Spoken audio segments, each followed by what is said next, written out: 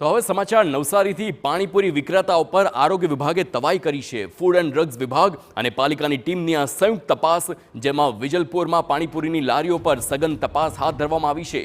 પૂરીમાં વપરાતું તેલ અને ખાદ્ય સામગ્રીનું ચેકિંગ કરવામાં આવ્યું। પાણીપુરીની ગુણવત્તાની ચકાસણી પણ કરવામાં આવી છે।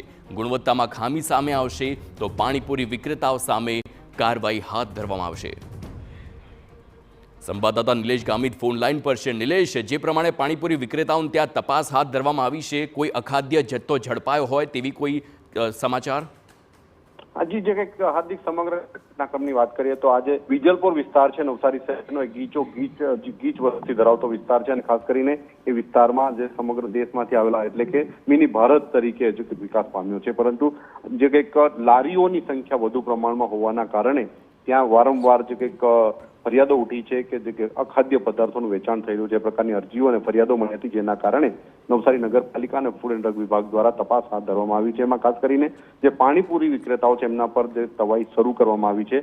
હાલ જે સેમ્પલો લેવામાં આવ્યા છે, 10 થી વધુ સેમ્પલો લેવામાં આવ્યા છે, જે કંઈક પાણીપુરી બનાવતા અને પાણીપુરી વેચતા લોકો પાસે સેમ્પલો લઈને જે કંઈક લેબમાં મોકલવામાં આવે, જે કંઈક ચકાસણી શરૂ કરવામાં આવી છે અને જે કંઈક સેમ્પલોના જે કંઈક રિપોર્ટ આવશે એના પર કાર્યવાહી કરવામાં આવશે। હાલ જે કંઈક આરોગ્ય વિભાગ અને જે કંઈક અલગ અલગ વિભાગો છે એમના દ્વારા પણ તપાસ હાથ ધરવામાં આવી છે। નવસારી નગરપાલિકાનું તંત્ર પણ જે કંઈક સમગ્ર જે કંઈક વિસ્તાર છે એ વિસ્તારમાં તપાસ કરી રહ્યું છે। હાર્દિક, બિલકુલ નિલેશ, સમગ્ર માહિતી બદલ આભાર।